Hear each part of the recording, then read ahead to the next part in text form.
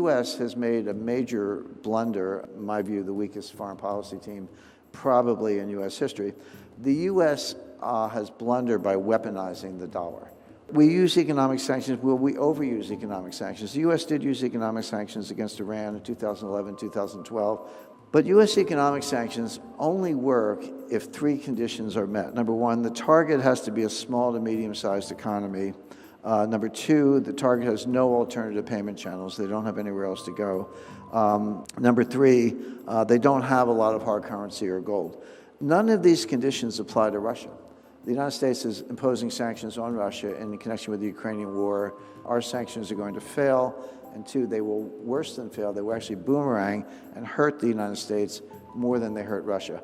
Russian growth for 2023, when I wrote this, projected at 2.1%. U.S. probably a little bit lower than that. The latest statistics, this just came through in a matter of days, the Russian economy is projected to grow 5% in the fourth quarter, an annualized rate of 5% in the fourth quarter. The U.S. will be lucky to get kind of 1.5, 2. The ruble was constant at 70 for most of the past year and a half. It's a little weaker right now, but that's because there's a little bit of inflation in Russia. The Russian economy is suffering labor shortages. They are on a full war footing. All the factories are full. They're also making advances in technology. In other words, everything that we were going, Biden said, we're going to crush the ruble, we're going to crush the Russian economy. Janet Yellen, who knows nothing about what we're talking about right now, was echoing the same thing as one guy, Wally Adeyemo, Deputy Secretary of the Treasury. He's a good lawyer, smart guy, knows sanctions, but doesn't know anything about economics, so you don't really learn anything about how sanctions work in the real world and how easy they are to get around. So it has been a complete failure. And importantly, Brazil, China, India, Turkey, Malaysia, Iran, and the UAE, and many other nations, and some are friends of the United States, I don't dispute that, but they have refused to join the sanctions.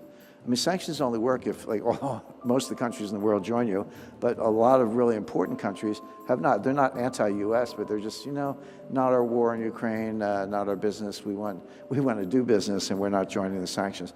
So I would say that the U.S. effort to weaponize the dollar, one metaphor is, how many times can you hit the punching bag before the punching bag gets up and walks out of the room? And that's what has happened. The BRICS have said enough with your sanctions, and in particular, the seizure of the assets of the Central Bank of Russia. That was unprecedented. We did that with Iran and North Korea and a few others, but much less important. But Russia was a very big deal. Okay, so I talked about the weaponization of the dollar. De-dollarization is best understood as the response to the weaponization of the dollar. Again, the big blow, the U.S. Treasury seized Russian securities, Russia's U.S. Treasury securities. Russia had invested a lot of its hard currency reserves in U.S. Treasury securities, about $230 billion worth. Russia, very wisely, I always say Elvira Nabiullina, who's the head of the Central Bank of Russia, as far as I can tell, she's the only central banker in the world who actually knows what she's doing.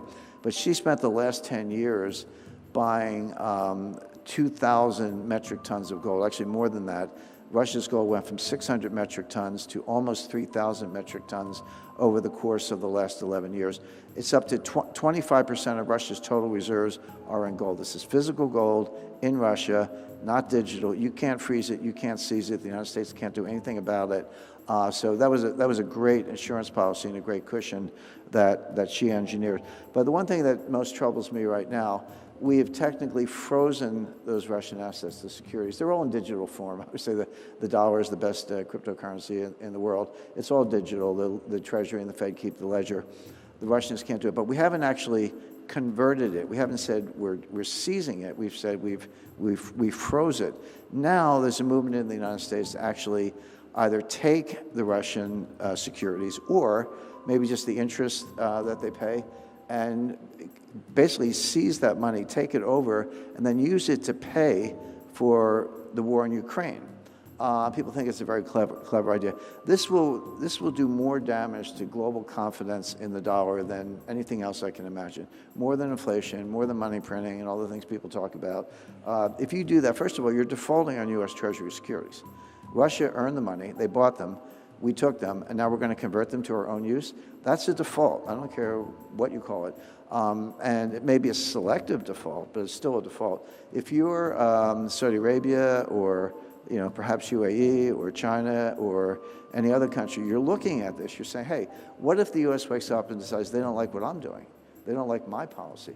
They don't like my approach to a certain situation, whatever it may be. What if they do it to me? Well, if you do it to Russia, it's a pretty powerful country, 12th largest economy in the world, largest nuclear arsenal. Who wouldn't they do it to? And the answer is no one.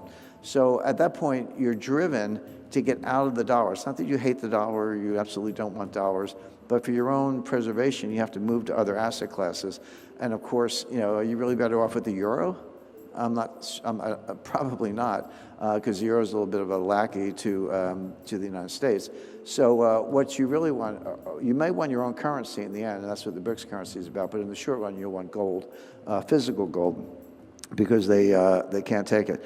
There are de-dollarization talks underway. All these bilateral talks, and they may make some progress, and I think the most progress I've seen is between Brazil and China, where China agrees to take rice for what Brazil buys, and vice versa. The Brazilians will take the yuan if they sell Embraer aircraft or soybeans, as the case may be.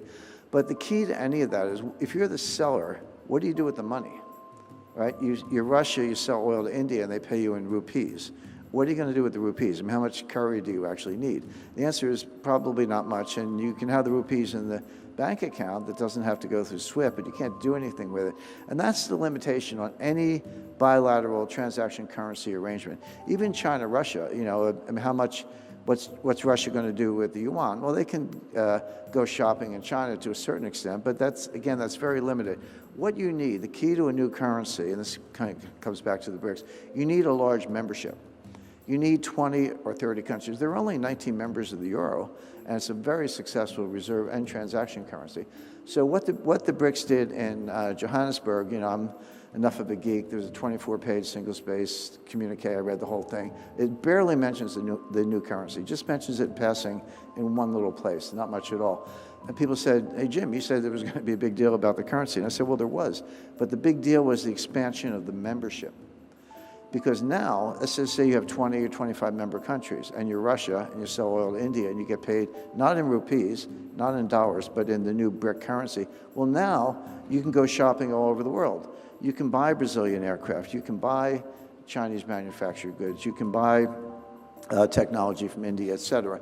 And that's the key to a successful transaction currency, and that's exactly the path the BRICS are going down by expanding the size of the group. So this brings us to the BRICS 11 currency union. How will this actually work? Well, the first thing, and probably the most important thing, is that a single BRIC, I'm calling it a BRIC, I don't know what they're going to call it, John Maynard Keynes called it the Bancor. He had the same idea in 1944, by the way. One unit will be worth a weight of gold, and that's the key thing. Not an amount in dollars. There won't be a BRIC dollar exchange rate. It'll be a weight of gold, and it could be an ounce, could be a kilo, I'm not sure. It doesn't matter. The math is the same, and the dynamics are the same. And now you have this new currency. It's defined as a weight of gold. It's called whatever they want to call it, but that's the key, is the weight. This new BRIC currency will be a valid medium for exports, imports, settlement of trade balances, et cetera.